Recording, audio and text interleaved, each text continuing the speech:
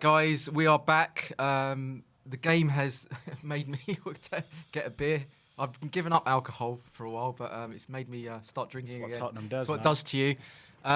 Yeah, we've already given our opinion piece and the post-match analysis there, but we're going to go into the fan show now. We're going to go straight into it. Who have we got? Have you got anyone ready for us, Jake? Or we have? Oh, we got Brains. Yes, come on, the Brains. Let's have a bit of comedy. Let's see if we can lighten things up with Brains. Brains, how we doing, mate? Don't ask me to bring comedy now. No? I mean, Jesus Christ, that was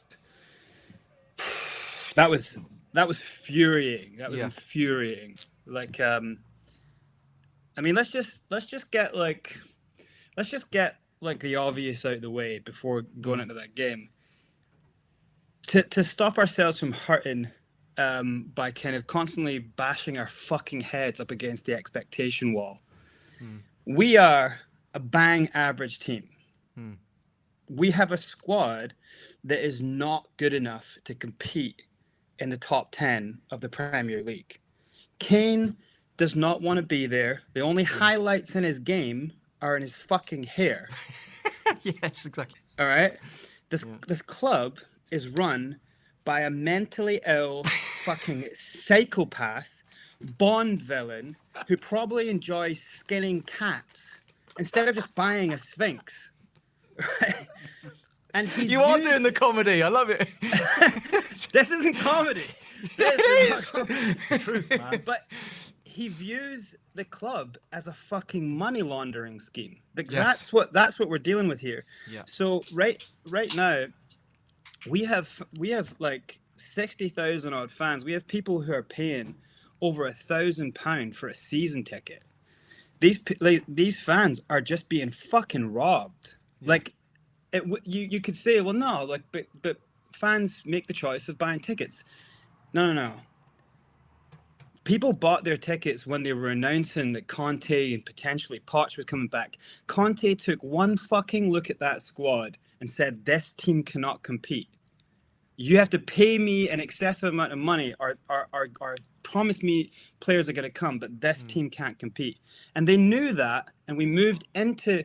There was players all over the place that wanted to come. There was players sitting in airports waiting with their fucking underwear being washed in a kitchen sink somewhere, begging to just get the fucking deals over the line. Arsenal fans are singing Super Tomiyasu because the kid's a fucking good player. We were struggling for a right back and we didn't get that guy over the line. Like, so this is what I'm saying. I viewed it as a deliberate... We had players like Kavicha who were like 10 million. We had the player who was like one of the top scorers in Italy. What was his name? Sim or something like that, who was like who was available for 3 million. We could have got him in. Like, there was strikers who were doing incredibly well all over the planet who were dying to come to Spurs, and we deliberately didn't get them in.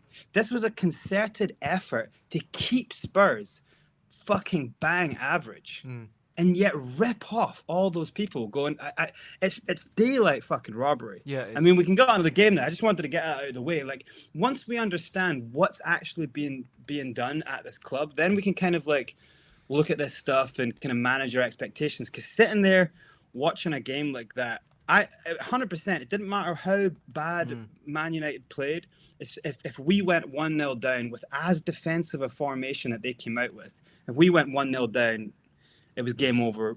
We have no way of coming back from a 1-0 deficit. We're just not the team that can do that. Never mind that, the only fucking guy who's like running, who seems to be kind of like, who has a bit in his game, is Lucas Moura. And then he takes him off for the one fucking guy who cannot complete a pass. Like, what is that? Kane is out of the game. Just take him off, and then have Bergwijn, Lucas, and Son through the center. Yeah. Back to the Man City fast formation. Yeah. Give that a go. Give it a go. He's scared to take Kane off. He's scared, man. He's scared to do it. It's so frustrating. So, but the crazy thing about like fans wanting a Spurs DNA and stuff as well is that a DNA is brought into a club by a manager. That's who gives you a DNA. we had the Spurs way, the Spurs DNA, but that Poch brought. That was Poch's system that he built. It took him time to build that. You can't bring in your 9th choice manager who's a mid-table fucking manager who doesn't really, who's like who had a pretty good squad. If you look at it post-mortem, pretty fantastic squad at Wolves. Arguably in areas, probably a better squad than Spurs in areas. And he's come here, our 9th choice, and we're expecting that guy who has a kind of defensive way of playing. We're expecting him to come in and bring his style that he's used to, like Neto banging up the wings. He's used to Traore. He's used to that type of stuff, and he's going to bring that in and plop that system on Spurs with a striker who's burned out, who's like completely on the downhill. It's like, where do we expect's going to happen? He doesn't have the system that works for Harry Kane, and yet he's forced to play Harry Kane every week. There's no way he can bring a good DNA to Spurs. Do you see what I'm saying? So it's like insane for fans to expect a DNA to happen. Like, obviously that was just a sales pitch from that fucking weirdo psychopath who's probably dancing around in his grandma's fucking old tights right now. I'm not trying. I love to be you, funny, Brains. I have angry. to say, you are brilliant. You are brilliant. It's so infuriating, though. You know, it's like. Do you want to talk about? Do you want to actually touch upon the in-game management or not? Do we have to? I mean, what in-game management? Yeah, exactly.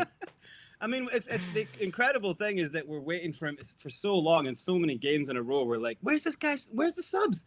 Do something. And then he does it in this one. Oh, well, I better act early. 55 minutes. Bring the worst fucking forward player in the team. It's like, what? Yeah. Like, I just couldn't. At that point, I was so angry. Because so if you go to like the Burnley game, we looked the same first half, and that was coming off of West Ham not getting a shot on goal. So it was like these 2 halves of just dreadful performance. A Vitesse game where we struggled as hell there, and then it was Lucas Moura that came off the bench and broke that. The lads, Sim and Ben were talking about the fact that we're not getting enough crosses in the last game. That wasn't true. That simply wasn't true. In the last game, there was 4. It's not a lot, but there was 4 perfect crosses. I'm not saying that there was also shitty crosses, but there was 4 perfect crosses in the last game. Perfect for a centre forward. Harry Kane wasn't there for 3 of them. The 4th one, Lucas Moura scored. Lucas Moura is saving this team. He came in and saved that game. We beat a depleted Burnley, who didn't have their 2 best players on the pitch. He didn't have like a full squad playing. They dumbed it down for that shitty competition. We put our fucking best string players on, and then Lucas has to come on and save the game. So what makes him think at 55 minutes pull Lucas off? Exactly. I was so angry. Brains, you know me, man. I was so angry about that. It just made no sense whatsoever. He's the only one playing with heart, that guy. Yeah, at least he tries. Even if he's playing bad, at least he tries. Yeah. You know, you watch Kane for a whole performance, and it's like he's just nowhere. He's got nothing in his heart for this yet. Like left, there's nothing left. So why are we trying to you know what it's like when you're running and your heart's broken? Like, you ever been broke up and then went and gone and tried to play football with your mates?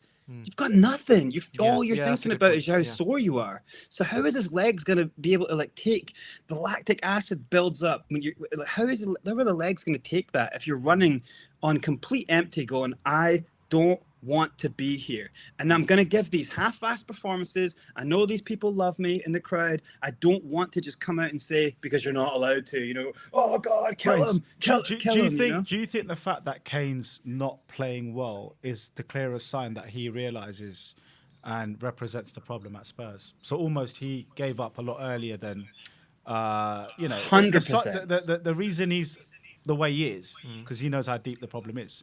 So he's almost a sign to us, the fans that don't see what's going on behind the scenes, that there is a major problem at this club with lack of talent, quality, and management. And I look at it that way as well. He's the clearest sign of what's really happening behind Tottenham. That's why he wants out. And I don't think we should hammer Kane too hard, because he's the one that's saying, look, it's pretty crap here, guys. There's nothing happening at this club. We're going in. But the thing is, if we were all speaking on a kind of realist tip like that and understood, if we were going, this is actually the situation, and then at that point, because I love Kane and it breaks my fucking soul apart Everyone to does. see him. Everyone does. Yeah, it breaks our hearts to see him playing like this. But there is no way. This is not just a bad run of form. We've seen him in a bad run of form, but he still has like 4 or 5 games, and you're like, oh, that was a bit odd. But again, he breaks the duck and he carries on. This isn't that. We're seeing it. We talked about it. John talked about it like towards the end of last season, and one of those kind of cool like debate things. And I was thinking the same thing. I was like, he's already like this. He might have had his best season, but then you had Bale and Son, and there was a little bit of you didn't have to do it all, like. There was a little thing like this. I think with Kane as well, in All or Nothing, he said to Jose, look, I am now at the point in my career where I want to be the best thing. Yeah, it has to happen. Right? My talent deserves to be on show at the highest level. And he gave Jose his last season, and boy, did he give it his all. But Brains is right, though. At the second half of last season, you could see it was going down. That's probably fatigue as well as, we dropped off as a team. And Sonny dropped off a bit as well. And then the whole partnership wasn't working as well. But it isn't just this season. I've been seeing actually for the last 3 years. Yeah. He did put in a good first half of last season, which surprised me. But if you notice, since 2017, his athleticism has been dropping a lot. The thing is, you could question his professionalism in terms of obviously not turning up first day of training, completely out of order. Yeah. Not giving it 100% on the pitch, completely out of order. But behind that is a mental, almost soulful person that's lost his heart in the club because of all the problems and the and he's caught between that professionalism. He's caught between that. He's a human being. Like I can't be honest here. It's like fans are kind of crazy sometimes. It's like if you looked at your own life and your own family situation, your own job, like you bite your tongue a lot. You don't go to your job and tell your boss. But you know what, Brains? I'll ask you this: Nuno sees everything that happens behind the scenes, and he can obviously see Kane's not interested on the pitch and probably off the pitch. How much responsibility do we put on Nuno's doorstep for starting Kane again and again and again, not subbing him off, or is it fear of the board? I mean, where do you sit on that one? But it's also a case of like, what else do you do? Do you say like Kane was having a bad 4 games and he drops them, and results go the same way? Then everyone's going, you dropped a guy who's averaging 30 goals a season? Shouldn't you start players that want to be at the club at least for the next couple of years, let alone 3 months or whatever he wants to be and be off? He'd take the first opportunity to be off, from what I can see. Do you think Nuno's being too nice to Kane, or is he being... I genuinely think it's like looking at the team and going, we don't have anything. But I would argue that we probably do if you tried a different formation, and then he probably has to have the balls to do that. But what example is Nuno setting? Because if you start Kane again now against Everton away, what example is that set to the rest of the team in terms of basically a player that's down tools? But that's what it is. I mean, like as soon as we didn't sell Kane, that was it. It was over. For me, the season was over. That was your chance to rebuild. And then there was all these players we could have got in. We could have built something. We could at least, even if we were on this run and we had bought all these players, we'd all be going, yeah, well, it takes time. There's 7, 8 new players. It takes time. But no, we didn't. And so we've got senior players who can't fucking pass a ball. We've got senior players who can't hit the target. What's happened to Dele? What's happened? What you're saying is correct, that this isn't just a Kane thing. Kane is just the highlight of how rotten it's become there. Players do not want to be there. Dele doesn't want to be there. All the way through the team, you find... I feel bad for Romero. I can't imagine that Romero would possibly want to stay next season. I feel bad for him coming in. Knowing the quality he's got, he wins the ball near the halfway line in such an amazing tackle tonight. He puts the ball through to Gio. It's one more pass and it should be an easy goal, and we mess it up. He put his hand up the guy and he turned around, and that for me was like, like how long is it going to be before that guy goes, what mistake did I make? Yeah, absolutely. And then we don't only just play Kane and we know he's shit. We play Dyer and we know his shit. We do these things. He makes these insane judgments. And we've all talked about it for ages. Like, how does this guy Dyer keep getting into the team? But then you go, but who else has he got? And it's the same everywhere. It's like, same thing, who else have we got? Rotten. We've just got a shit squad. Yeah. Brains, I could talk to you all night, mate. You make me feel better, even in the dark times, I have to say. Absolutely hilarious. You're a sick man if I could make you feel better. No, you do, mate. You do. You're absolutely hilarious. But no, great insights, mate, as always. And we're all kind of feeling the same sort of thing. And you really put an exclamation mark on all of that. But must move on. Brains, thank you so much, mate, and please come on the next one. Cheer us up. No worries, guys. Speak to you Cheers, soon. Brains McLeod. See you later, mate. Take care. later. Bye. Yeah, good old Brains. He does. Yeah, look, I think he sums up what a lot did. of No, fans he- will be feeling right now about Harry Kane, and I Yeah. think a lot of the fans coming on now, Harry Kane is. It's a debate, isn't it? It's a proper debate, that one. I've now. said It's- enough about him. it's- I'll let I know other your people thoughts talk on it. about What him. we got on next? Cody, let's bring this. Cody, with the beard is still there. It's still there. How are we doing, Cody? Oh, you're on mute, mate. You're on mute. That guy, Oh, no, you he's lined back. me up right after Oh. Brains McLeod. I know. How's that feel to come after Brains? You got a lot to keep up with there. Oh, man, I can only hope to equal him. I certainly can't top the level of energy and analysis he brings to the table. So I'm sure you can, mate. What do you have to say? Where'd you start with all that?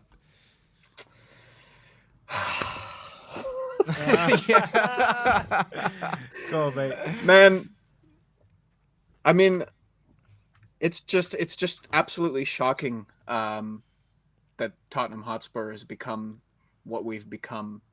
You know, you saw the Jamie Carragher comments from 4 years ago talking about Daniel Levy's net spend over the course of the Poch tenure in the 4 years. And, you know, he predicted what was going to happen to the club perfectly, and that it was all going to fall away. And, I mean, it's hard to say. It's hard to say that it hasn't fallen away already, you know?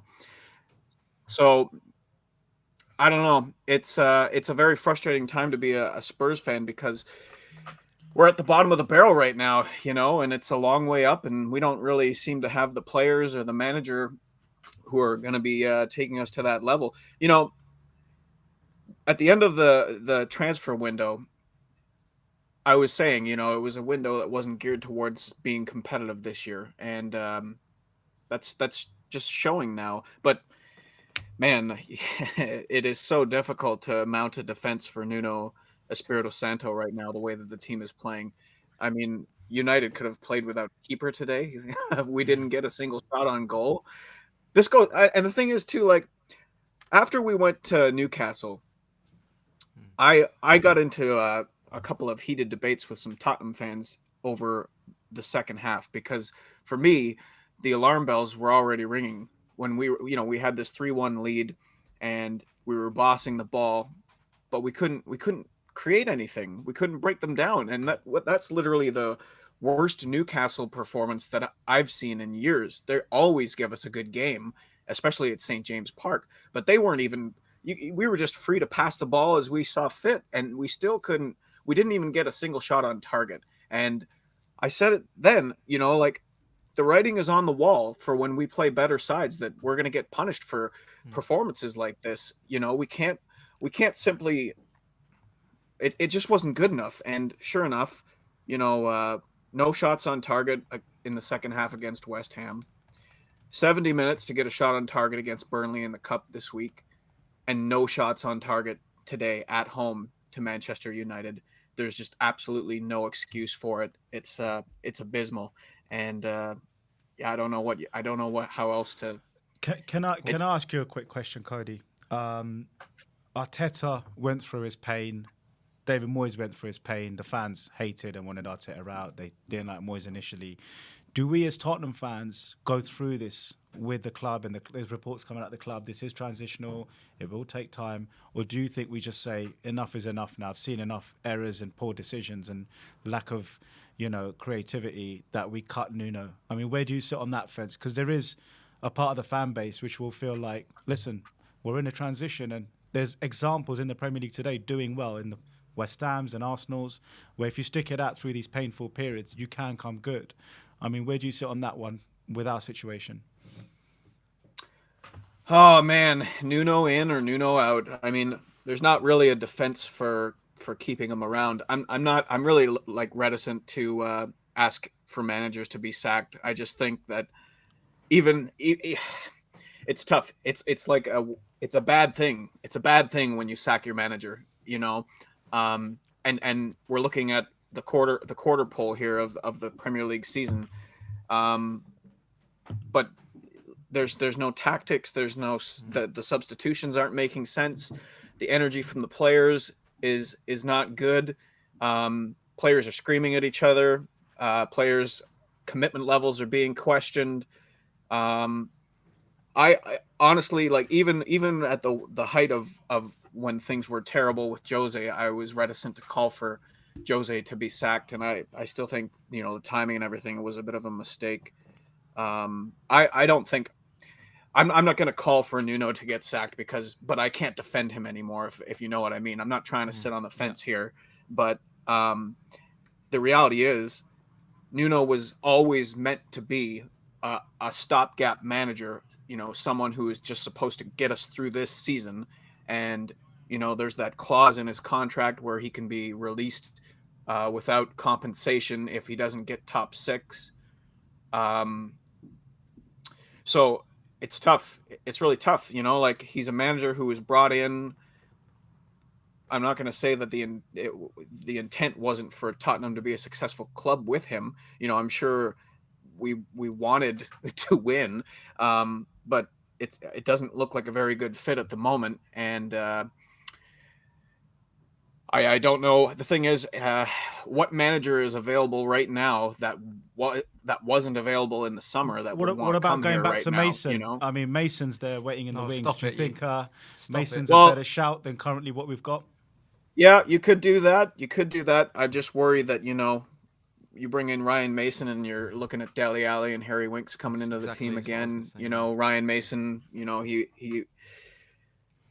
I'm not going to put the blame on him for Ndombele wanting to leave in the summer solely. You know, like, it's up to the player to commit and want to be at Spurs and everything. But, you know, that relationship was fractured. So it's like, you bring Ryan Mason and you're shifting Ndombele back out of the squad and you're bringing in Dele Alli and Harry Winks.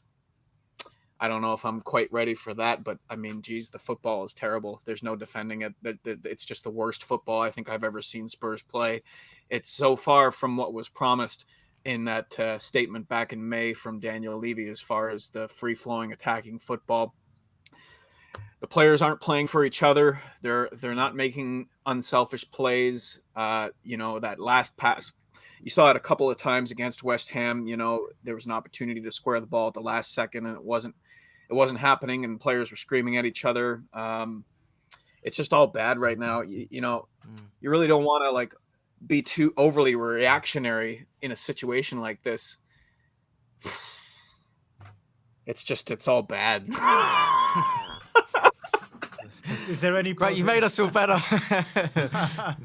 There's no positives. No, there's nothing to say. I mean, it's absolutely bang on. I mean, it's really, rotten from the very core, isn't it? And Brains also mentioned that, you know. Yeah. It's just we're seeing the knock-on effect, the residual knock-on effect from the lack of commitment and ambition from the very, very top, and we're now seeing the fruits of that on the pitch, and it has been happening for a long time now.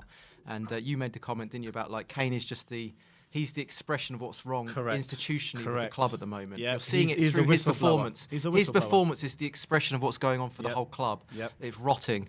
He's showing the fans. He's showing the fans what's the issue. It's like a mirror. This is why I don't want to be here. Yeah, no, I agree with that. And in fact, that helps the club in the long run because it shows it's a window. It's a window into the club's inside soul, or whatever you want to call it. Yeah, and it's not a good one at the moment.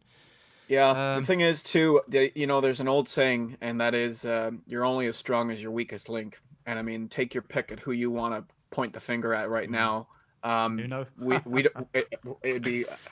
It's more difficult to kind of figure out who, if anybody, is a strong link at this point. You know, it's collapse. It's total collapse. But, like, in some respects, is there a point in sacking Nuno? Because, like, yeah, maybe Ryan Mason comes in and we might play some more attacking football, but I don't think it would result in us winning more games. Like, I think this season, it's pretty safe at this point to, like, write the season off. You know, like, it's still early in the season, and you don't want to, like, overreact, but, like, this team just sucks, right? It does. Yeah.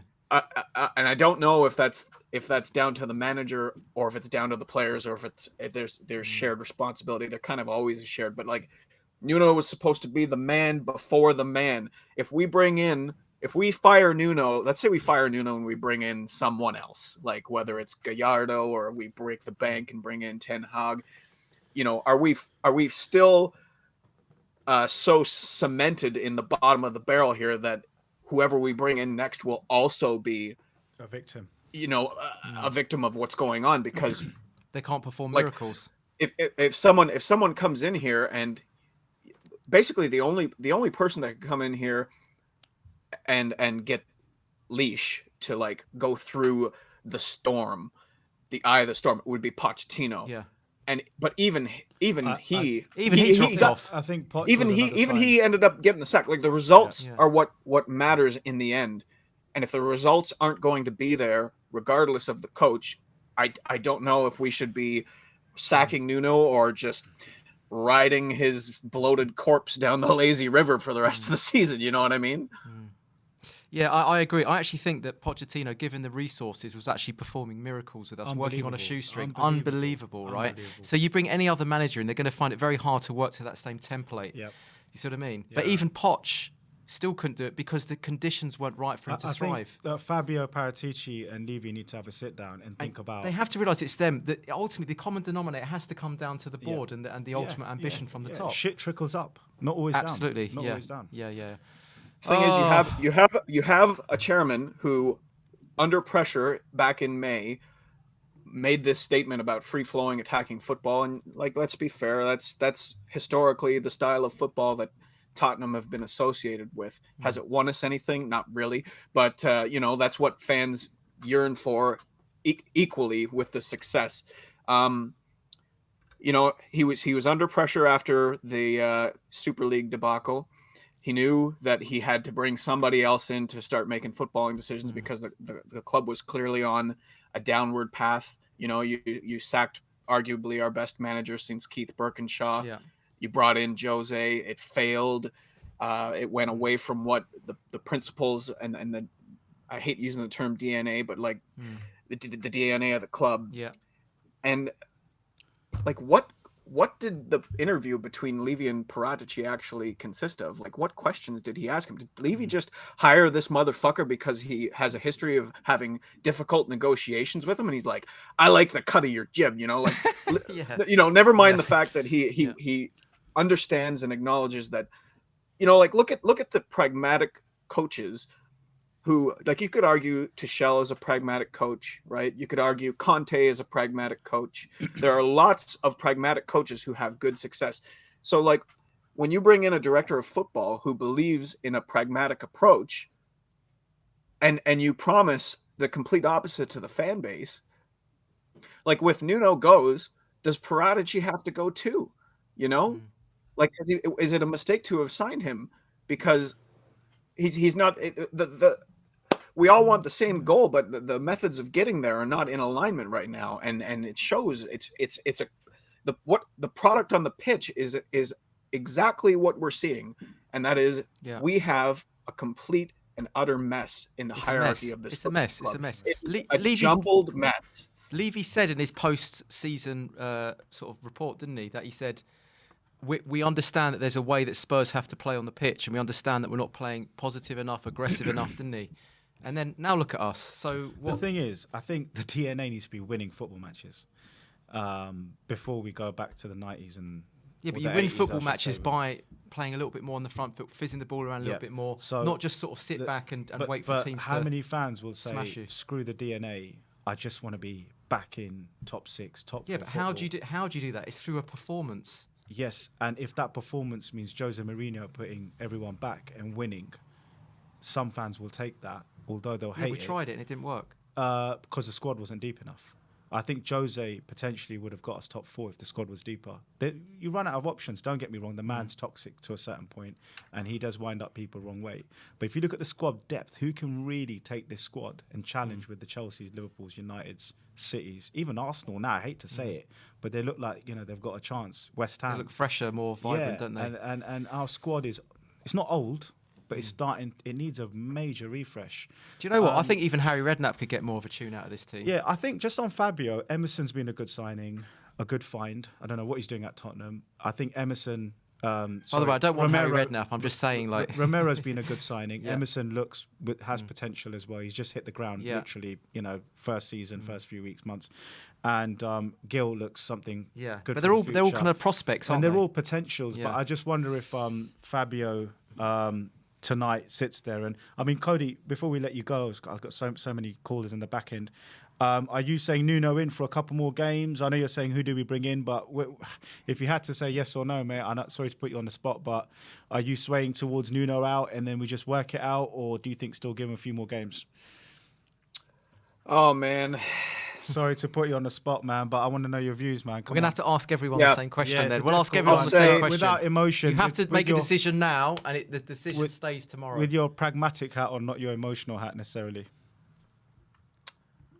I know what he's gonna say. Yeah, I mean, Cody. I just really try and approach these type of questions with empathy, and the reality is he was brought in, and he's gonna end up being a scapegoat. I think we can all see that this is not going to be something that lasts. But I still think it's too soon.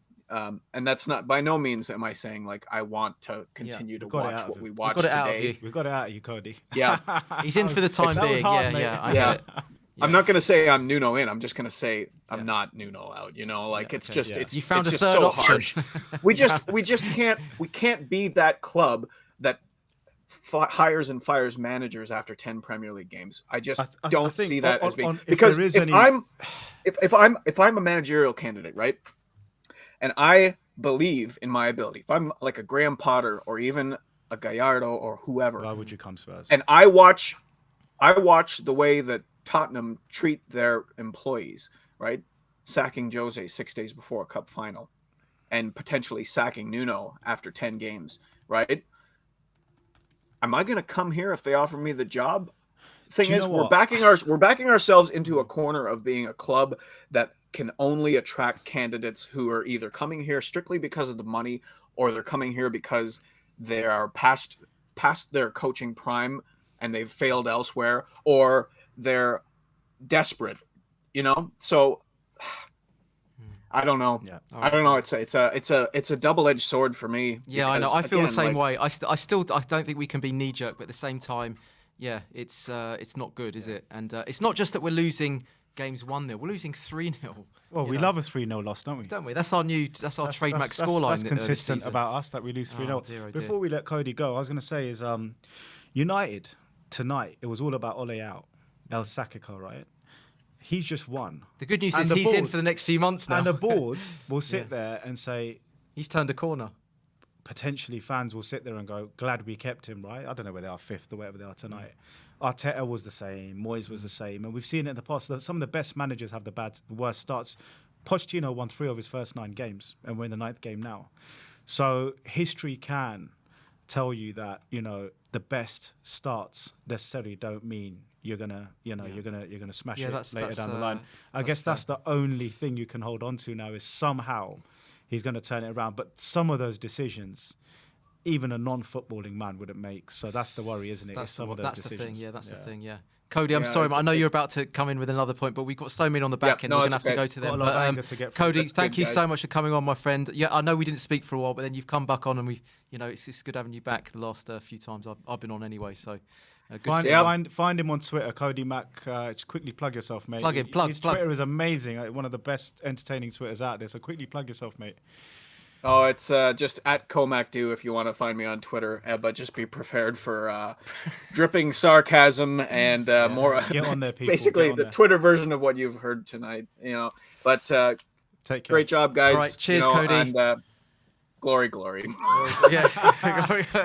Glory. Cheers. I love it. There's an echo of glory in Cody's every time he comes, there. it's like it's gone from really enthusiastic, just like glory. I love how everyone finishes with "Come on, you Spurs," but you know what? You get "Come on, you Spurs," but they just deflate it. Yeah, "Come on, you Spurs." Yeah, you got know it just from Cody. Who's next on the big screen?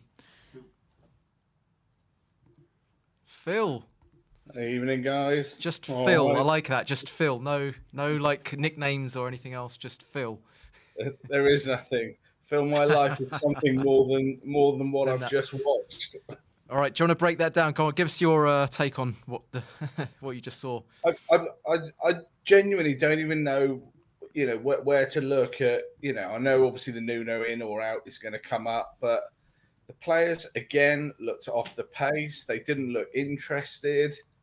I thought we were slightly better first half, Yeah. but again, when you get to an end of a game and you think, how many shots? How many shots on target? Okay, Son had his one, which could or couldn't have gone in, but De Gea never made a save, and you think that can't be right. But I don't know what your view was, but the second I saw Ben Davies at left back, I was severely worried.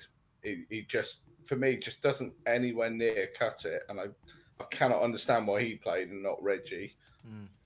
Oh, we talked about that in depth, and before the game we were saying it was a mistake, and and the fact that we went with the defensive lineup with Davies, and we still lost 3-0, kind of says it all, doesn't it, about how it backfired. So, Phil, what was your view on Lo Celso over Tanguy? It's a controversial one. That, I mean, where do you sit on that one? Yeah, I mean, he did okay the other day. I think I guess the problem you got with Tanguy, he can drift in and out, and you don't know until you've picked him what he's going to do. Mm-hmm. Whereas the Celso, he kind of gets the ball on the floor and he kind of runs a little bit with it and knocks it around. And I don't know whether it was just, for me, it was the first time you actually played him as a 10, because whenever he's played here, there, and everywhere, never in his right position. So whether he just thought, I'm going to give you a chance there, but I don't know. I mean, again, didn't think he was anything special. There was one, can't remember what first or second half, but he could have put Son through, played it with the outside of his boot, and it just went all over the place. It just, again, it was just poor right the way through, probably with the exception of Romero, who I thought, again, had a good game. Yeah. But is he going to sign that? Is it down to us whether we sign him in the summer, or is it down to him? Because, he's got to be looking at this thinking, do I really want to bother with this? I'm pretty good. I could do all right. Why would I want to be here? Yeah. Let's talk about the goals. Which one was the worst of the three for you from a defensive point of view, Phil? Like, all three had defensive errors, but which one would you say sort of was the worst where you look at it and go, what are we doing? Second one. I mean, it was the ball across to the middle. I think it was Skip, wasn't it? Didn't control it well enough. And then there were two tackles that went in that we just didn't get in. And then, the oldest person on the pitch just had a little tap in, and it just, it kind of undid all up. The last few weeks we've been starting to look pretty solid, but it just, again, just off the pace. And, and then after that, there was a couple of chances where they came down their side that, if they were a little bit more clinical, they would have. If we played Liverpool today playing like that, they'd have hit it at least 5. Yeah. And it was just, I mean, at the start, I kind of had a feeling that he was going to bring Sanchez in next to Romero because of that, a little bit more power and strength. But I didn't see Davis starting in 100 years. Never saw that one come in. Yeah, I mean, we didn't either, but we were saying it's just when you do that, it just sets you more on the back foot. It says to the opposition that we're worried about you, rather than us expressing our best, the best way that we can. It's like we're going to adapt to you because we're a little bit frightened. And I just think you saw that today. It was almost like we played not to lose rather than really play on the front foot and try and hurt them. Mm-hmm. It was just no real quality, was there? Yeah, he didn't play his best team. And they've got Wan-Bissaka at right back, who we know there's not many people get around him. But if he's got Son and Reguil on that side, whether they were doing the 4 or 5, either way, he was always playing. But it's kind of like we went, well, no, we'll just set ourselves up so that we're a little bit more defensive. But I don't class Ben Davies as a great defender. He's not someone I'm looking at thinking, he's going to hold that line. I mean, that first goal it's just all over the place. It's just, I think Brain's covered it. The club's just rotten at the moment. Yeah, it's rotten, yeah. I think it's, the problem is at the end of the Poch era, he was still working his magic, but he could see what was coming. And through Jose, nothing's happened. And now, we're in a severe mess. Yeah. I don't know. I think they probably will let Nuno go, but the risk with that is, does that then affect Paratici, who's probably good for the club, but it doesn't fix any of the overall problems, which is the leadership and running of this club, which is. I'm just looking at the fixture list here. So we've got Vitesse at home on Thursday, and then Sunday we've got Everton away, and then we've got Leeds at home, and then we've got again away in the Conference League tomorrow, and then we've got Burnley away. Do you think, Phil, we give Nuno, well, not that it's in our hands, but do you think the fans should be a little bit more patient with him, or if you had the opportunity to, release him from his duties, you'd do that? I mean, where do you sit on the time versus out now? I guess my my biggest problem is if we make the call tonight, who is coming in. That's the first thing. We struggled last summer when people were between jobs and at a good point by to try and appoint someone. But now, looking at what we've got, how we play, the chances we create, and the attitude of those players. If you're at a top club or anything like that, which is what we expect to deliver, who's leaving a job and going, do you know what? I really want to go and work with Daniel Levy and Tottenham because, they've got it all. And Potter's already said, hasn't he? He's like, and he's a trained psychologist. So he's the sort of person you need who can get into the minds of the players. But he's already turned it down before he's even looked at it. And like, I'm not working with Levy. So whatever or whoever you bring in, you're just going to bring in another sticky plaster to a massive gaping wound. That's a good metaphor. Yeah, absolutely. I genuinely don't. Well, obviously, it's a nice, easy way out. You hope someone like Elon Musk or someone like that will come along and buy the club, but the price of it, no one, he's pricing everyone out, isn't he? So it's not going to happen. It's not going to happen. Again, re-emphasize what Brain said. It's daylight robbery. I mean, I've got a ticket for the Leeds game, and I'm already thinking, do I really want to go all the way there? Got to get the train, got to go. That's on top of your ticket, and you're like, what are we going to get? What are we going to get for that? By then, we could have won 4 or 5 games, but the way we're going, we could even be out of Europe by then. In a competition that we're supposed to be winning quite easily, but again, I think with Fabio, Levy's almost tried to distance himself from the sporting side of the business because he realizes his reputation's so bad that not many want to work for him. And Poch pretty much let it out, how difficult it was under Levy. And maybe Fabio brings in a man from Europe who wants to work with Fabio saying, listen, I've got the keys. I'm the main man. You won't have to worry about Daniel Levy. So he could be the fall guy. He could be almost, he's the middleman in this process where he says, you'll be working with me day in, day out. We'll make all the big decisions.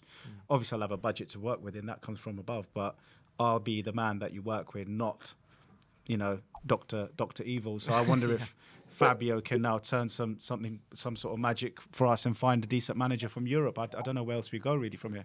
But that's another bit I don't get. If he's the director of football, okay, we've got to accept Levy's there at the moment. Nobody wants him there or anything, but let's let him stick to the business side because we can't deny he does generate some money. But from the Tottenham Hotspur Football Club, which is what we all care about. That's why you've got these shows and we come on them. He needs his budget, and then he can go and spend or do whatever. Because you go back to today, it's like I don't even know if Nuno would be allowed to bring off Harry Kane or Son or anyone like that, or whether terms and conditions are if Harry Kane's fit, he plays. We don't know that, but you feel that he's not quite fully in control. Nuno, he stands on the side like a rabbit in the headlights, sort of going. And he's done it today, isn't he? He's obviously been criticised the last week for late subs, so he's done it early today. The second the ball went up, he's criticised again. But I genuinely, I'm absolutely at a loss. And I've watched Tottenham for a long time, and it's been a long, hard life of them. But over the last few years, it's like we kind of peaked and we were like going places, and now we're so quickly falling down the. No identity now. No identity. Yeah. Anyway, Phil, we got loads in the back end, but thank you for coming on, my friend. You got a few points in there, so we really appreciate that. Yeah, it's not looking good at the moment, is it? But thanks, Phil. Cheers for coming on. Come on then. Bye.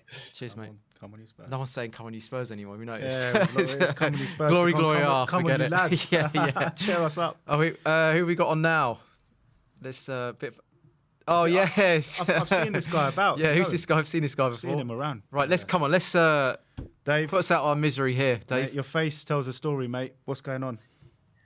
I'm just dejected, guys. I'll be honest with you. I don't really know where we go from here. Look, You know, I wanted to stick by the manager as long as I can. I wanted to give him a chance. I believe, you know, we have to give guys a chance to try and prove their work. But I'll be honest with you, I'm just not sure whether he's the right guy moving forward. But look, you know, you could roll the dice, but that doesn't also guarantee, you know, with some of the players, you know, and stuff like that, you know, it doesn't guarantee you're going to see much better. So, you know, and look, the only thing you can do right now if you want to try and improve it is you can't spend money in the transfer window, even though we've had little to spend in previous windows. But you know, the only person you can't change right now is Nuno, unfortunately. Yeah. I've got a question. So David, I know you're a big advocate of players not putting in shifts, and I know you're not always putting the blame at the manager's doorstep because players have just as much responsibility. You can't, a player will make a pass. You can't do that for them. A player will not maybe do a through ball, maybe not run back.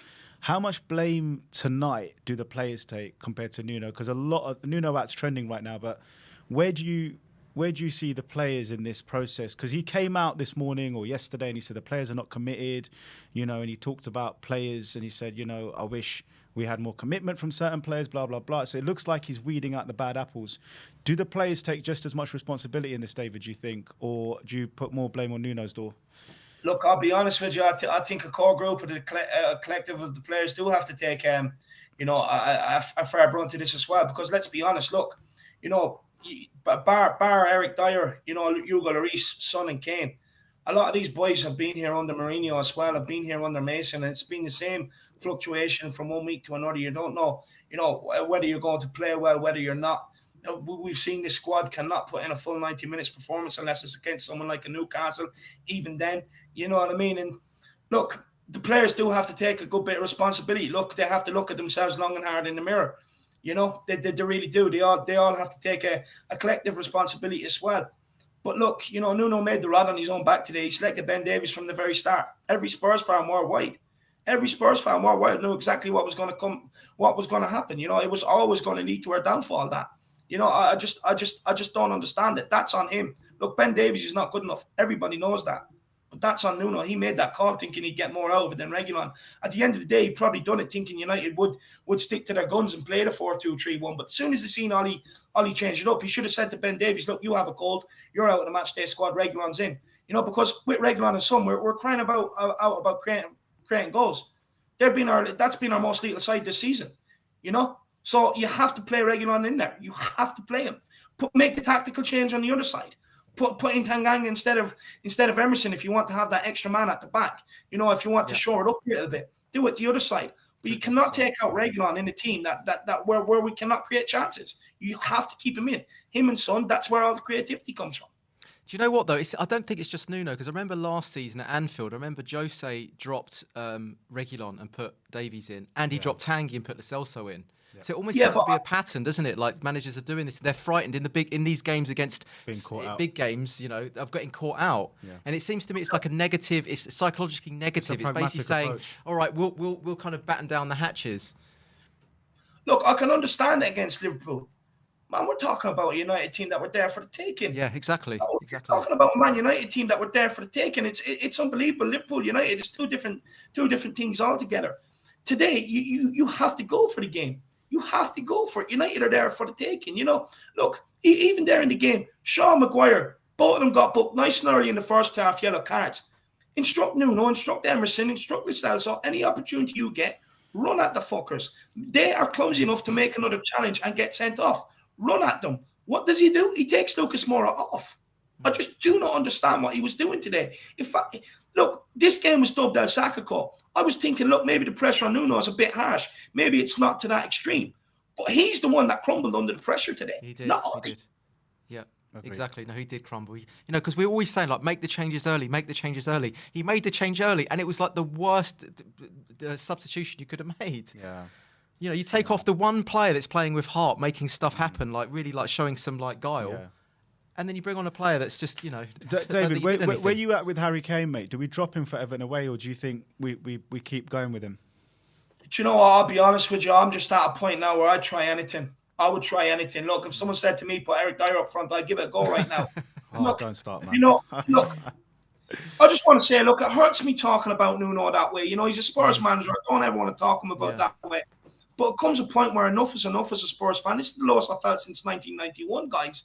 You know what I mean? As a Spurs fan. We won a cup. Yeah. Huh? We won a trophy. Yeah. Yeah, I know. You know, the year I was born, maybe my mom and dad can reincarnate me or something. I don't know. You know, maybe bring a bit of good luck. But look, when it comes to Harry Kane, look, for me, I'm willing to try something different. Look, put Sonny up front. Maybe drop Kane as that chief creator because Ndombele, Lascelles, whoever you give it to right now, it's not really working. Maybe drop Kane back. He has that passing range. If not, take him out of the team altogether. I'm willing to go back. I'm willing to look. If people want to, go with a press inside, put Son, Lucas, Bergwijn the other side, I'm willing to give it a go. I don't think it's going to yield much results, but I'm at a point where I'm willing to give anything a go right now. Look, there's too many players under this manager that's not trying. Look, Ndombele when he came on today, guys. How many times, if you're honest to yourself, did you see him pointing to the player, pass it over that way? I do not want it. He didn't want it. This guy was brought on to try and affect a bit of change, try and affect the game going forward. And everywhere the ball was, he was completely the opposite. He did not want the ball today. He didn't want to affect it. There's just too many players that I think are giving up already. I already thought the warning signs were there when you heard Hugo Lloris after West Ham game talking about players not giving up, this season. That's too early to be even talking like that. So I guess the warning signs were kind of already there. But look, this do you think Kane's down tools, mate? Do you think he's trying to cheapen his value in the transfer market so we sell him in Jan to Man City for a lesser price? Or do you think he's just struggling with confidence? Do you know what? I get a lot of slack no matter what I say about Harry Kane. I'll probably put myself in that position. But if I'm looking at it, and it's only my personal opinion, to be honest with you guys, is that I don't think he's down tools, to be honest with you. Look, I know what he done. It hurt. It's like your wife cheating on you, but I don't think he has down tools. I think it's all the constant disappointment. I think he's struggling to get over the disappointment of the Euros. You're talking that's off the back of a Champions League final, off the back of League Cup, 2 League Cup finals. You're talking FA Cup, League Cup semi-finals. I think it's just kind of like, am I ever going to win anything? And then again, it probably is playing on his mind. Do I need to win stuff? My luck is.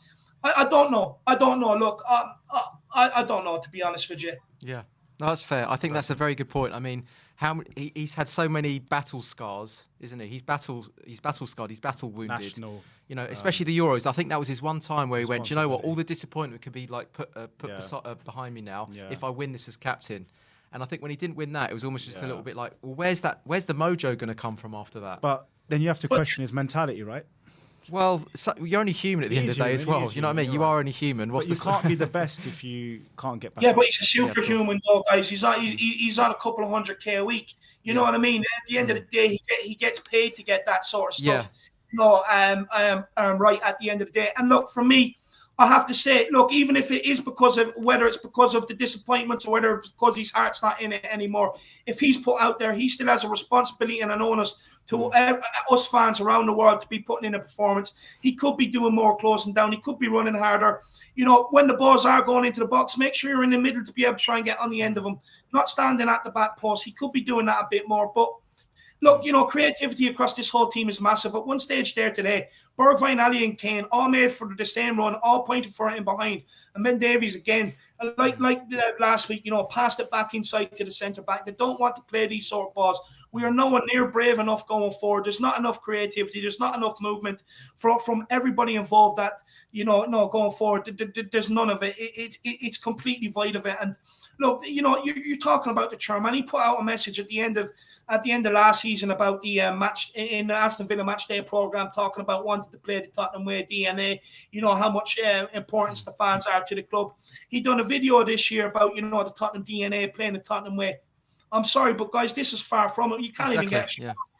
This is far from the DNA, the Tottenham way. You know what I mean? And ultimately, everything goes back to them. Ultimately, everything does go back to them. But everybody in this club has to take accountability for what's going on right now. Absolutely everybody. As much as, leaving Enoch are the macro problem, everyone else contributes to it by the way they're performing and everything else as well. Absolutely, yeah. That's also a very good point. Asking about Nuno out now before. Sorry. All right, just very quickly then, because we're asking everyone. I know we're creating a kind of a black and white scenario here, but if you had to make a decision tonight for what's going to happen going forward, would you say Nuno in or Nuno out?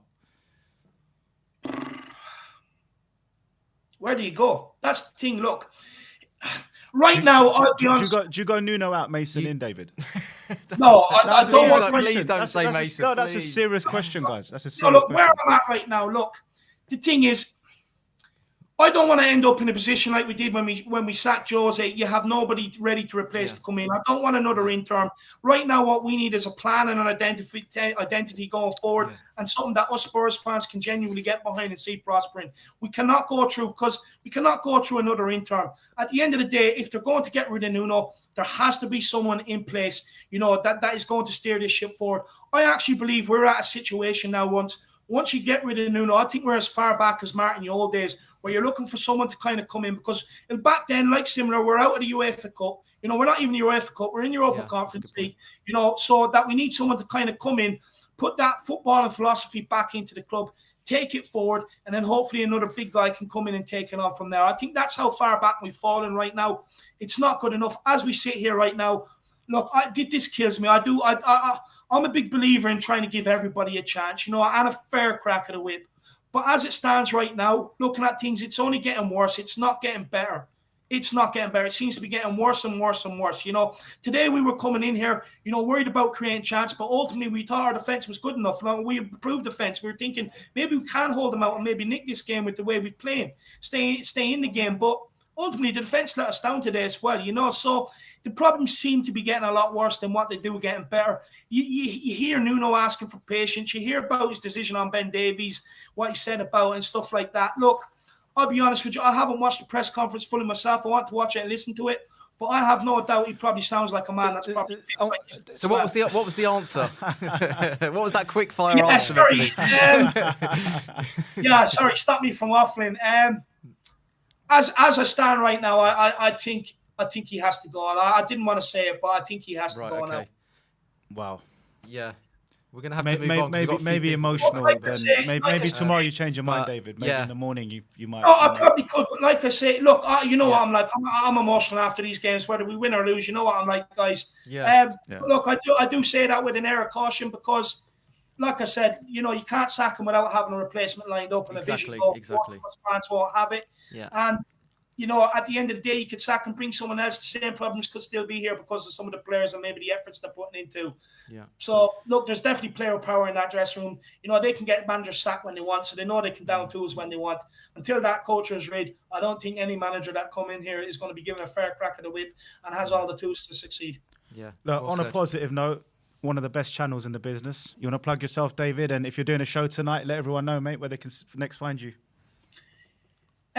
Look, to be honest with you, today is not really there for it, but look, thanks for the opportunity, so why not take it? Look, get over to the Irish Hotspur if you do like what I have to say. I know a lot of people, I think I probably talk a lot of gibberish, but look, if you do like what I have to say, do get over there and smash the subscribe button.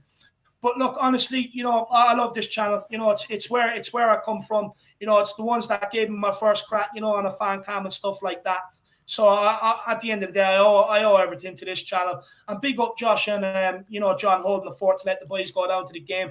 It's a hard job to do, and you do an incredible job. So big yourselves up. And look, Spurs fans out there, I just want to say to Spurs fans out there, look, I know it's down. I know everything's down. We're down in the doldrums. The club is in the mud right now. There's so many problems. You don't know where to begin to start fixing it. But look, at the end of the day, the fans are the best thing about this football club right now. So let's all stick together. Let's not turn on each other in times like this, because at the end of the day, if we turn on each other, what has this club got? The fans are the best part about this club, so stick with it, and the good days will come. Well said, David. Well said, cheers mate. to you from here, mate. Cheers, Davey boy. See you later. See you later on. A few super chats, because we've got a few coming in. Lionheart. Another one from Lionheart. Watching Spurs at the moment gives me the same feelings as when my dog died, but at least my dog gave me 100%. Big up Hotspur. Sorry about your dog, mate. We've got another one there, but Jake, you're gonna have to tell me what these super chats are. The screen's going absolutely. I'm used to a Mac. I can't deal with it. I can't deal with it. It's just making silly noises at me. Hey. Even if they sack Nuno, they won't. Even if they sack Nuno and they won't. At least till Xmas, Christmas, yeah. They'll put Mason in charge. Who is that by? I Hate Marmite. Okay. Enoch out. There was a couple more, wasn't there? What, can you not see watching? No. My screen's gone. My screen's gone here. Yeah, I did the dog one. Yeah, okay. If I missed any out, we'll try and get those back at right at the end. Mate, Yeah, we've still got more to come, by the way. You're not going anywhere. anger, You're going to stay here until the anger, very bitter end. frustration, You. emotion. I think this is one of the worst ones, isn't it? Welcome 'Cause to my world, mate. it's back to Crystal Palace, Arsenal, and Chelsea 3-0, 3-1, etc. But who we got? Oh who no, we hang got on. next, Before John? we do, I found the other super chats. go on Awesome Orr says, if the owners don't care, why should the players care? Levy's in control. Levy chooses the players, not the manager, because he wants to increase the prices. It's a business. He sees it just as a business. It's not a That's the football thing. club; it's a football business. But look, you know, the fans make the club as well. Let's not forget the fans are Yeah, of course. the ones that fans are turn there. up, don't they? And Oh, put the no hours in. one's doubting the fans at this point. Kev Williams says the passion against City. Kane has drained it all. I agree. Umar Haidari says Conte would get a spark out of Kane and co. Do you reckon he would? Mate, would Conte want to come and work under He would Daniel never Levy? come though, would It's he? working That's under the thing. Daniel Levy, isn't it? That's Why the would he problem. work in that environment? Yeah. The Oh job's God, not we are appealing in rotten, aren't we? itself. To the absolute core. It's just we are going back. Who just said it? We're going back to the pre-Martin dark Yol days. days. David said it. The pre-Martin Yol days. You Yeah. know, when everything was Yeah. just. You know, We all need over a the Martin place. Yole. We need a Harry We Redknapp. always need that To kind of be Redknapp fair, mate, figure, don't we? there is a man at home now who probably would take the job. Who? Harry Redknapp. Yeah, do you know what? He would actually get more of a tune out of this lot, I can guarantee you. But I don't know if that's the right move. Anyway, who have we got on here? Avi? Avi, are you there, mate? I'm here. How you guys? There we go. I thought he'd fallen Yeah. asleep, mate. Yeah. How you doing? No. I think so much has been said. I just want to say this. Come on, you Spurs. Yeah. Okay. Come on. Because us, Yeah. we the fans, we're falling on our swords week after week. Yeah. Now we're getting back up and we're out there and we're hoping and we're praying and we're expecting the best. And it's just not being delivered. And I say, come on, you Spurs, excluding Daniel Levy, by the way. Yeah. He's Yeah, I out. know. He's out of the equation.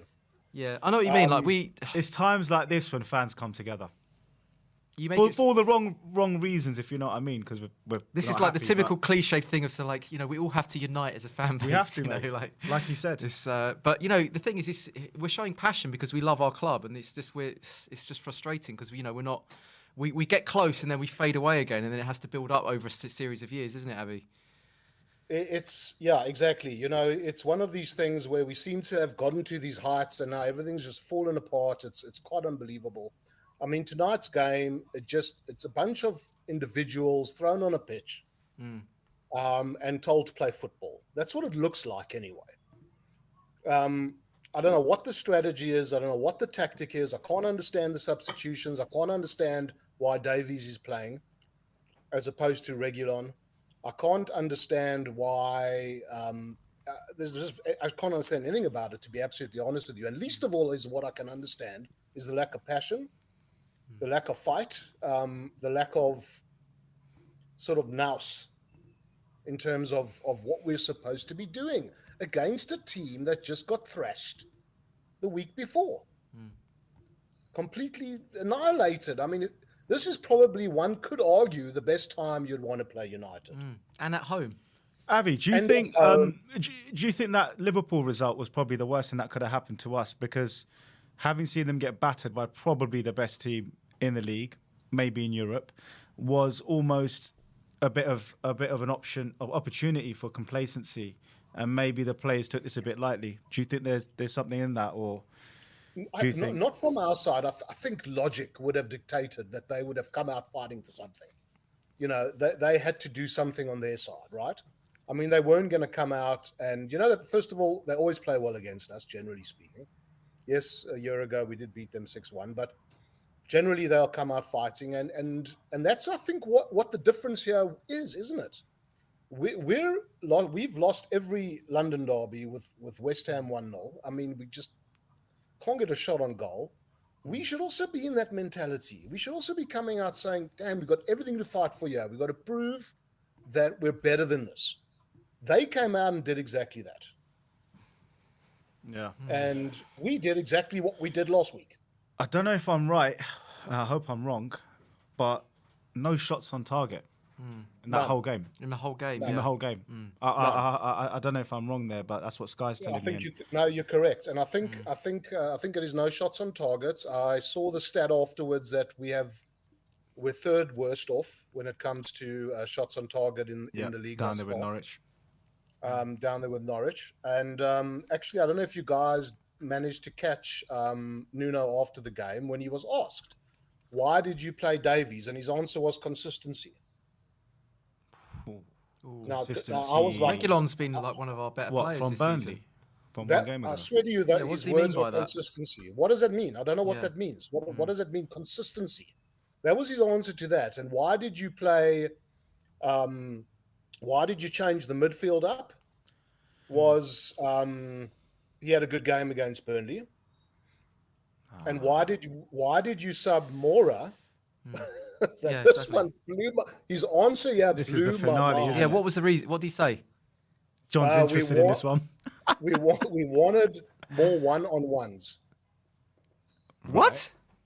I swear. Wanted more We one-on-ones. wanted more one-on-ones. One-on-ones that So Bergwijn Bergwijn- would give us a bit more, like sort of one-to-one.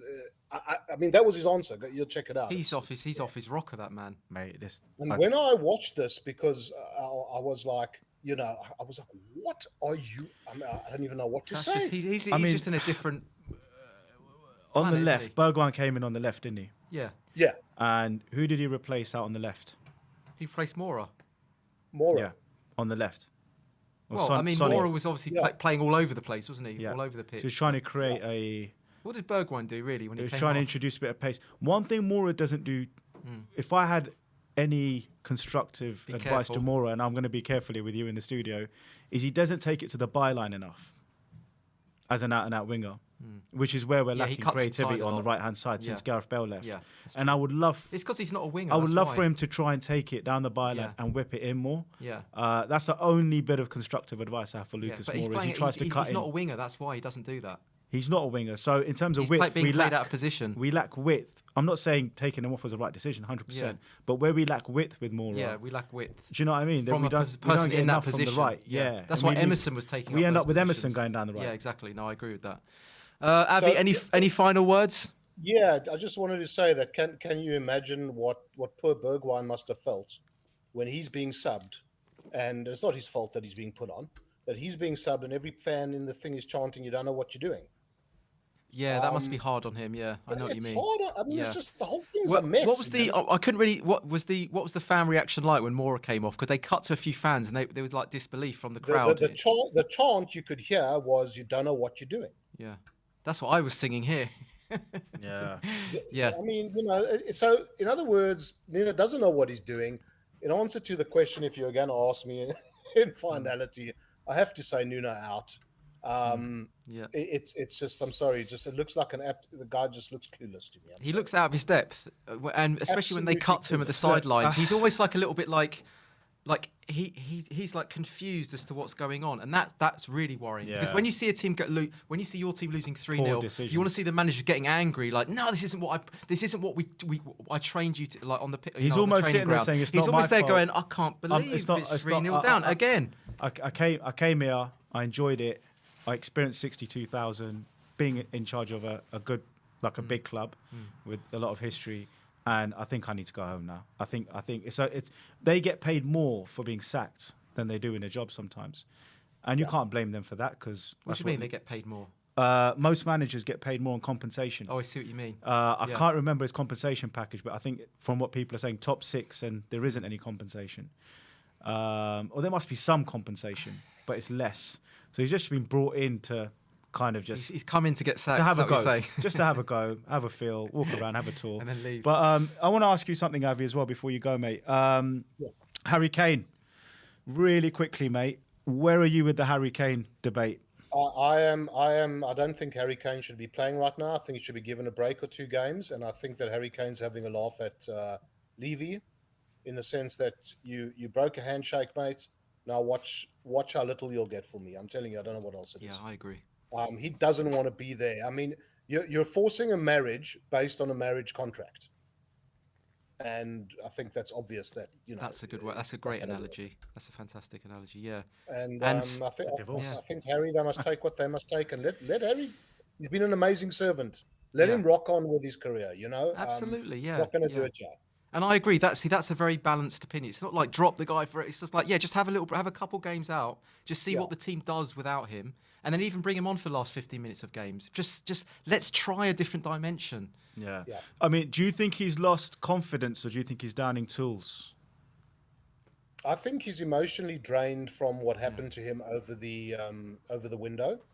Yeah. I think he's been forced into a position that, contract or no contract, he didn't expect to be in, and I think that has affected him mentally, and as a result, has affected his gameplay. That's kind of the way that I see it in terms of the stages. So isn't that a And I sign think of as weak? it goes on, his confidence has no doubt, and his as confidence it's has moved gone. on, is now starting to go as well, because now he's like, he can't seem to get a shot on target anymore. Yeah, Yeah, exactly. so psychological. I think there's a lot of elements to it. It's not just one thing. It's Yeah. also the fact that you can see the teams on the down, so he's thinking, what's the point? Even if he knocks in 30 goals, he knows we're probably not going to get top four with Yeah. that. So where's the motivation? There's lots of things going on, I think, with Harry Kane. I mean, how many teams have the top scorer and the top assister and don't make top four? I mean, Exactly, it just come wouldn't on. happen, would it? Yeah. It wouldn't happen, really, no. Cool. Avi, we're going to have to move on, mate, but that's the Yeah, first time thanks, I think I've guys. spoken to you. So great debut with me, mate. Really Yeah, great. cheers, bud. And big well up. done, Spurs. guys. And, Tough game to commentate. Well done. Yeah, it's a tough one again. Especially I keep getting these 3-0s. Keep losing 3-0. We love a these. 3-0. So, any more super chats? No. Right. Who have we got on next? Is Brian Daigle going to make a feature? Is Brian in? Yeah, Have we got go on. Brian Daigle? No, we haven't. Okay. So we got one more. One more. Last one. We've got a last one. Whilst he's doing that. Mate, would you How are make- these San Miguel's? We got. we got the. Is that the Joracle? Joracle. Yes, that's Yeah, the. the Oh, Joracle. yes. This is what Right. I needed. This is what I needed. Give us some. Oh yes, Jory, us come on. something to- I like it. I can just sit back and let Jory just Jory, do give his us thing here. Give us something. Right, to, come on then. Hey, How you guys. doing, mate? All right. I've been better. Yeah. That's easy to say. And to be honest, I'm here in Ole country, actually. I'm in Oh, Oslo, Norway. Yeah. So I in. spent the game surrounded by Ole fans. Oh so, God. Oh mate, what a yeah. nightmare. Yeah, it wasn't fun. Quick exit. But Well done for showing up. there was a lot to be learned there. I want to go over like tactically, even though I don't agree with it. I think I understand what you tried to do with you using Davis, because nobody understands it, and it's a difficult one. But before this game, I was actually quite worried myself about crosses coming from the right to the left, or the other way around, overhead of our centre backs, or mostly overhead of Dyer, because that's kind of a weakness in our defense. Judging those overhead, the ball that basically Ben Davis missed there was exactly what I expected Dyer or something to be struggling with, or Sanchez. And actually, I saw Nuno's post interview, and he kind of alluded to that, actually, that they had drilled that, they had talked about that, and they had, made sure that they understood how to play those balls. And I think that was the idea, was to basically invite the pressure onto Davis, so it would go through Basaka instead of Cristiano, and they doubled up pretty well there, and supported him in the first half. But of course, it comes down to the decision making of the player. And Ben Davis, apart from his lack of all the football skills, his decision making isn't great either. And he actually tried to head a ball where he should have gone just to close down on the man. So he shouldn't even have gone for that header. And I almost feel like Nuno was saying that without saying it. But I would just say in general, because I don't quite agree with you guys. I can see structure there. It's not too creative. It's kind of one-dimensional, but I can see structure. There's a lot of discipline, to be honest. But it's not world class for sure. But it's at least something, you know. There's some, and it's actually consistent. But as soon as it gets into the final third, well, then everything kind of falls apart, you know. And this, I would say, despite the best efforts of some of the good players like Lo Celso, like Lucas, Emerson, I'm sorry, I have to say, I think Emerson was the man of the match for us. I think he's absolutely amazing. Of course, he's gonna be caught out a couple of times when you're this busy, when you're doing this much, when you're this on the front foot, basically, which we're calling for. You know, when the rest of the team is not really there. And of course, Lucas, you know, we wouldn't, like, we would be a freaking we would be He's at the carrying the bottom of team. the league. Yeah, he's carrying. Lucas is carrying this team at the moment. Yeah, and He's you guys carrying it. alluded, yeah, and like the only, like, there's two moments where I really feel good. That's when Romero has the ball, but I feel even better when Lucas has the ball, Yeah. because I know we're not down to when Lucas has the ball. I know he's not gonna buckle under pressure. I know he's got the skills to work with whatever comes his way. Kind of the same with Romero. The rest of the team, it's, you know, give and take, but a lot of them is, of course, way too easily bullied off the ball. But I'm sorry, guys. Like, there's no way around this. We cannot have, like, we have no shots on targets. We have no chances created. Whatever. What's the center? What's the core? What's the alpha omega of our offense? It's Kane. And we can't say that Kane, this and that, he's gonna come around. It's not his fault. Blah blah blah. This is the role that he has. We can't have a completely dysfunctional offense and not put Kane to the task. Even though actually I thought Kane did some of his best work in this game. That was not good. I'm not saying it was good. What did he do? Yeah, no. I'm not saying it was good. It was bad. But I think for this season, it was among the better. It's the best You know, of bad because combination. he was actually not terrible in the press, and our press was pretty good in first half. But it wasn't enough. You know, once we got the ball, there wasn't the movement that we need, and that's what probably Nuno means when he answers the Bergwijn question, that he wanted more one-on-one. It means that Bergwijn's got the speed to leave everybody behind except maybe one defender, and we can't keep ignoring this absolute lack of pace that Kane has. You know, when he got free, he had to go offside, because he's not going to get there without, you know, he needs to start too soon, so he goes offside, you know. So Sorry, Jory, do you Nuno, think, did you say? I was gonna say, yeah, He's calling you Nuno. All these comments about Nuno. Jory, do you think Kane is suffering because the team's not sort of playing into him, in and around him as much as we used to? I mean, do you think there's a logic in that argument that we're not playing to his strengths at the moment? No. I mean, like, Kane is one of the most clinical finishers in the game, or has been historically. Yeah. But Kane, and I'm seeing this clear, and this is not new. This has been for a while now. Kane is a safe space player, like Winks, like Delhi. They don't want any pressure from anywhere internal. They don't want to have to answer to anybody. And now that Kane is asked to step it up and just you know, fend for himself in this new formation, he's basically whining about it and not showing up, or not able to show up. You know, I also think that physically he's a lot more over the hill right now.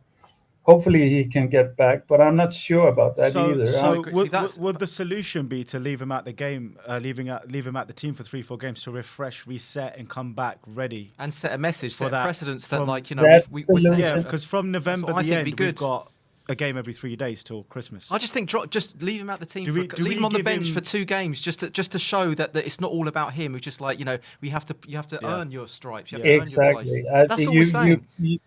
John, you mentioned you put it really well when you said Don Kane. You know, that's the problem. Yeah, it's the problem. Kane, we have like He's a made man. what are the power people in our club? It's Levy and it's Kane. Yeah. And they're both a problem for the club. Yeah, They're both exactly. a problem for the culture. And we need, you know, I'm saying, like, if I can give Nuno a message, it's you're going to get fired anyway, Nuno. Just go and bench the guy. Put the team together that you know is going to be a team and where we can play on a little bit of speed. Unfortunately, I also saw too clearly tonight that Nuno, I'm kind of thinking that he just doesn't have any kind of overview of the game from the sideline. I'm kind of thinking he just doesn't see the game really from the sideline, you know, because he made some shocking mistakes tonight. Because he set up, I mean, I didn't agree with it. I thought it was terrible setting Davis there, but I can see how making that trap tactically makes a little bit of sense, you know. But let me ask you this. Hang on, Troy. let me finish the point. To make a trap like that, it needs to be solid, you know, and that's what we know about Davis. It's not solid enough to set up a trap like that, you know. So and which it proved, you know. But I can kind of understand that, and also the system that he's now developing. It's at least the system. It's not the greatest. It's not the most sexy or whatever, but it's consistent, and we have to admit that our defense has actually been looking more consistent this season than it's done in a couple of years.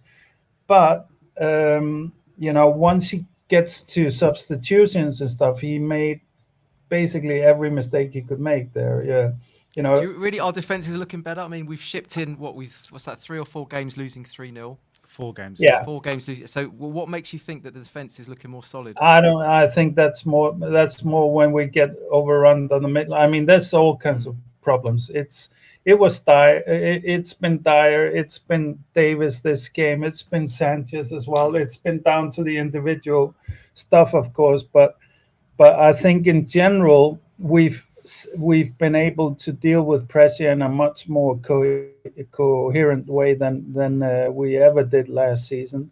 And also, like, I mean, you know, we've been playing with more possession and in a kind of controlled way. But I agree, like Ben and Sim have been talking about it, and I agree with what we don't have a strong enough plan to how to build up our play when we have the possession. I agree with that. But I do think, like, when you see, like tonight, when Lo Celso and Lucas, you know, they can definitely do things. But you know what was lacking was, you know, come on, guys, we have a striker. He's the guy that's supposed to strike the ball. If he's not getting service, either the playmakers are not making him giving him service, or he's not getting free of his marking. And I'm watching off the ball more than on the ball these days, and Kane is not doing shit to get off, like get into position. To make space. He doesn't create an outball for himself, does he? That's the problem. No. And I do agree with Lucas, for example, like playing him on the wing is a little bit of a waste of Lucas, you know, and he doesn't go to the line. I agree there, which we're wasting kind of 2 things. Lucas shouldn't be the guy crossing the ball in. He should be receiving the ball on the cross, you know, so we're wasting the most valuable position on the pitch with Kane right now, and also we're creating a bad kind of feeling in the squad. You know, they resent this because they know this about Kent. I'm sure they resent it. You know, I'm sure that, and I actually, you saw when Sonny had the chance at the near post, and he went for it. Kane whined at him, and Sonny actually backed back a little bit, which I was happy to see. And Sonny is the number 1. And Sonny, you need to stop your Asian courteousness and just say Kane to go fuck himself, and you need to man up, you know, because because we can't have this kind of passive aggressive bullying anymore. It's enough from Levy. We can't have it in our squad as well, you know. So Yeah, exactly. I'll That's say, how I feel in about it. fairness to United, that front three is probably one of the best front threes in the league. In Cavani, yeah, and I Ronaldo, think and also Yeah, yeah, you saw that with the goals. to and be that would cause Saw damage it to with the most goals. teams. Yeah. yeah, and to be honest, actually, I think Ole is absolutely hopeless tactically, but I actually thought he did a He good got it on job tonight. tonight. Yeah, So I agree. so yeah. I think Fergie's been on So the I ground. mean, we played a good team tonight. Don't get me wrong, but and like they got battered by, in my view, this month. Liverpool is the best team in the world, so let's not forget that. And Salah is the best player in the world, so we shouldn't forget that. So I don't think that's maybe the mark. And like I also, when this before this season started, I didn't want to even consider any kind of positional anything. It's about the rebuild, and that's why I'm pissed. Is because we didn't sell Kane. We didn't. I We're know. not gonna get the freaking money, and we're not gonna be able to do a really decent rebuild. now. Exactly. I know. Right, That's why let me That's what I said at the put beginning. some light on this. We're 2 points off fourth, right? Okay. Yeah. Are we? Yeah, we're still 2 points Are off we fourth. really? Yeah, but we I lost made the you game smile, in hand. didn't I? We've given He's away a smiling. game. John's smiling again. We're 2 points off fourth. Can we win the league? No, joking? no, we can't. Well, which one? Just- Europa Conference, Yeah. maybe. Look, we're 2 points No, off not fourth. the Europa Conference either. That's the only way back into Europe. We're 2 points off fourth, Jory. Mm-hmm. It sounds like you're not saying Nuno out just yet. You understand a little bit of Well, what he ask- was well, trying to let's do ask today. Jory. Let's Jory. Come on. Yeah, what do and you I, think? and I want to ask you the final on that. But before I ask you that, we've got a little bit of a run now with Vitesse at home, Everton away, Leeds at home, Burnley away. Are you more sitting on the side of the fence of forget this game by game thing with Nuno, just give him another 4 or 5 games, or are you in the camp of, our previous callers, some of them have said, mate, I've had enough, just get him out. I don't want to give him any more time. I mean, I think Nuno out is like it's the wrong, and like it's not the first priority. But what I will say is, like, with this squad, and with this club as well, Nuno is not the guy. He, at least so far, he's too nice. He's not confrontational. The type of manager we would need in this situation, the way I see it, without being an expert, but what I've seen is kind of like a Gasparini or something like that. That's an absolute tactical master, great man manager, and quite confrontational as well. We need somebody to call out all this bullshit and just let them have it. I would hope that Paratici would fight for his job, but I see way too much influence from Levy with the Kane situation. I don't believe Nuno wants Kane this influential at this moment. I don't think Nuno thinks Kane is ready for it, and so on. So I do think we would have seen Kane more used as a super sub if it was up to Nuno. But yeah, so we can definitely improve with like a Gasparin, maybe even like a Ten Hag or something could do a better job. But it's down the list from the priorities. Nuno is actually is doing good work with individual players, and I think Nuno still is a good coach in that way. But like I said, like I wasn't hoping for anything for this season because I completely considered a rebuild to be the first and only thing we could do this season. And now I'm super pissed because what I feared this summer, and I said many times on this channel, was that if we didn't sell Kane, we would live to regret it. He wouldn't turn up again. We wouldn't get the money. Man City are like, they are so they're counting their blessings. They dodged the biggest bullet ever. They would have, if Levy wouldn't have been so stupid and pig-headed and open to negotiation, we would have gotten our 120, 30, 40, whatever, and they would have been stuck with him. But that being said, I do think that Kane would be a much better player in that squad because they're based on possession and so on. So, but yeah, I do think that Nuno is definitely there's managers out there that can do a lot better with this squad. But I don't even know like I think the managers that can do a good job in this squad will be stopped because of this club and the culture Yeah. and leaving mostly. Yeah, that's the problem, isn't Because doing a good job means confronting all this safe space bullshit and Levy manipulation, and that's nobody's gonna be allowed to do that. So it? Yeah, that's the problem. The conditions are never going to be right for any manager really to I come think in. so, but I think making mistakes like taking off Moura. Oh no, I'm not saying that. No, I'm just no, saying no, in the he long. We're makes- saying in the makes long huge run, not in mistakes one game. and- We're saying yeah. over the But long I run. think the worry the is conditions aren't just there, are like thinking of like watching the feedback from fans right now is the errors are so bad, the decisions are so Yeah, I know. basic.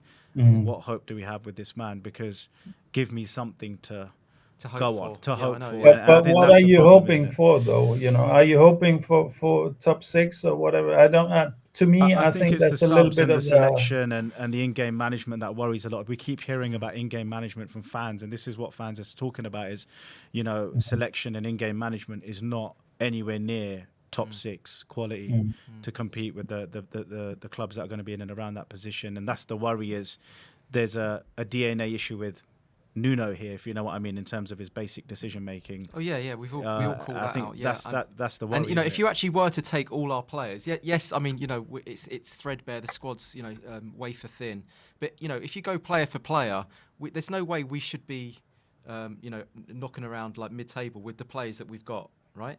no. Well, you Son, don't help- Son, Kane, Yeah. Lloris is meant to be like a world-class goalie. Yeah. We've Yeah. got Yeah, Romero. and that- Yeah. We've got players in But- there. Lo Celso, but more, that's like United, But, bunch of but individuals. that's right. why But what I'm I've saying, been a saying. good manager I've could been get something saying- more out, definitely. Yeah, but and this is the truth about this club is that we have these players. If you go through them one by one, but they can't overcome the negative that the bad players bring, that Levy brings, that the club, the culture brings. Their task is too big to like the mistakes of a Diane Sanchez is too big to overcome. Like the complete indifference and mistakes of a Winks is too big to overcome. Now the situation with Kane is too big for all of our front players to overcome. You can't really. This is the Premier League. You can't have these blaring no shows in a squad in the Premier League. It doesn't matter if you have world class players there as well. You need to have good show ups in every position. If that's not happening, you're not going to get anywhere. And that's what's always. And we're struggling. We know this. Like tonight, it was why the freak is he playing Ben Davis and not Reguilon? And it came back to hurt us for sure.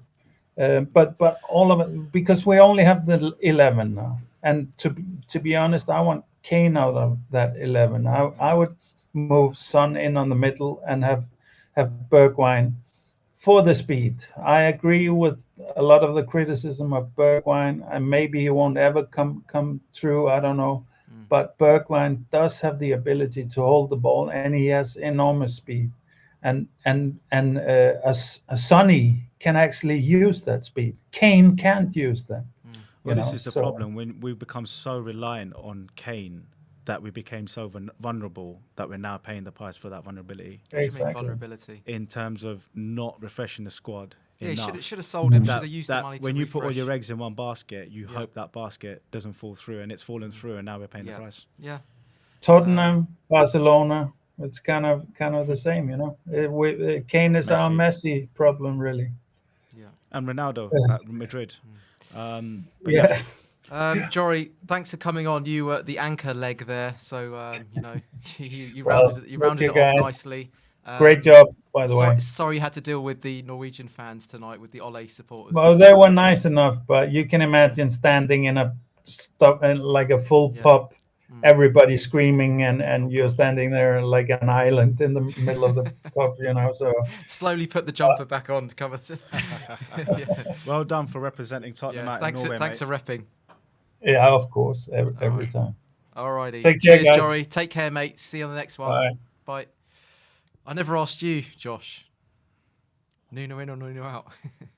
I'm going to go Nuno in for the next 5 games. I've Yeah. seen our fixture list. I'll go through it really quickly, mate. I think we can pick up points. Well, I'm not going to think anything, but I think until we've got through the next few games, it's an opportunity for Nuno to turn it around. So we got obviously the Conference League on Thursday at home. We should beat Vitesse. We should.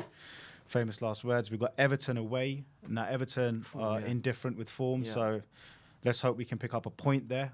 That gets us back on some kind of form. We've got Leeds at home. Leeds have been poor on Sunday, and then we've got Burnley away. So I think those 3 fixtures, Everton, Leeds and Burnley, give Nuno the last final chance to show Tottenham fans that maybe not starting Davis is a good idea. Maybe not taking Lucas Moura off is not a good idea. I know he's learning, and boy, is he taking some time to learn. And, come on, you're Premier League manager, mate. Why do you need to learn on the job? I mean, you should know this, right? But you have to sometimes try out players just to see what they're made of. And Man United, Davis had an opportunity to show what he could do. He tried. Maybe Nuno learned something tonight. Maybe Nuno learned putting Bergwijn on and Lucas off wasn't the right decision. Maybe not starting Tanguy. So as long as he learns his lessons quick, which is not happening at the moment, but he dropped Dele, dropped Winks, and he's taking forever to learn. But I think this opportunity up until the 28th of November, which is pretty much 4 weeks. So the 3 games, right? 3 games. I think plus the he's European. got to get 4 points from those 3 games. So I'd take a draw at Everton. Yeah. I'll take that now for you with the form we're in. Vitesse, we've got to beat. Are you including Vitesse? Sorry, I thought Premier League. What's the next 3 Premier League games? So, I mean, if he loses against Vitesse, we've got a serious problem Yeah. because we might not qualify for the Europa Conference. Everton, I'd take a point. Leeds, 3 points. And Burnley, I'd probably take a point at minimum. So if I get 5 points from the next 3 Premier League games, I still keep him in there. Yeah. Because Burnley I away think is 4 difficult. points for me is absolute minimum. Anything less than that, then So you need a win and a draw. So you have to take one I'll loss. have a win, draw, and a loss. That'll just so about you could lose to Everton, beat Leeds, and draw Burnley, and you're still I think in. he has to get 4 points from the next 3 Premier League games. The next game now, Everton away, is going to be a threshold and a kind of barometer of what Nuno's reaction is to this major loss, because it is a huge loss, especially at home. And 3-0 as well. You've got to remember that. Yeah, if he makes more mistakes and he can't get the players up for it, then the writing's pretty much on we're the not wall. just losing games, we're getting thumped. We're getting smashed. We're getting smashed. We're getting That's the opened up. difference. Yeah. And he's playing like defensive lineups. Look, one as thing well. I will say in defence of Nuno is most managers up against those front 3, those front 3 will create opportunities against most defences in this league. No doubt about that. Shape, we shot ourselves in the foot with a couple of those goals. I mean, the Ronaldo one, fair enough, great finish. Davis tried to header out, whatnot. We should have stopped that from coming in the first place. But if you look at Cavani, Bruno, and Ronaldo, that trio will cause problems all over the park. Yeah, but we're at home losing 3-0. We're at home losing 3-0. They will that create shouldn't be opportunities, and other defences would be up against those 3 because they're of that quality. They really are. But we do cause a lot of these problems off our own doing. We played Cavani and Bruno last season, won 6-1.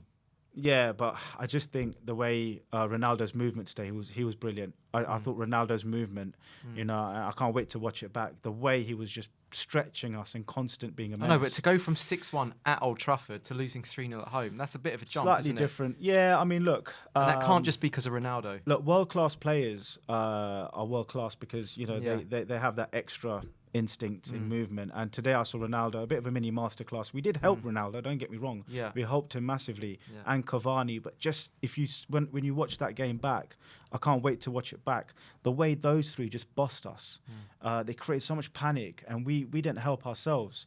But now Everton's a different thing. You haven't got Ronaldo, you haven't got Cavani, you haven't got Bruno. Yes, we've got Gray. Yes, you've got Townsend and probably Richarlison. I think Calvert-Lewin's still out injured. They're going to be a handful. If they win 3-0, what happens then? The writing's on the wall, mate. The think? writing's on the wall, yeah. Because look, Everton is of lesser quality in terms of man for man, but Everton away is always difficult because of the atmosphere.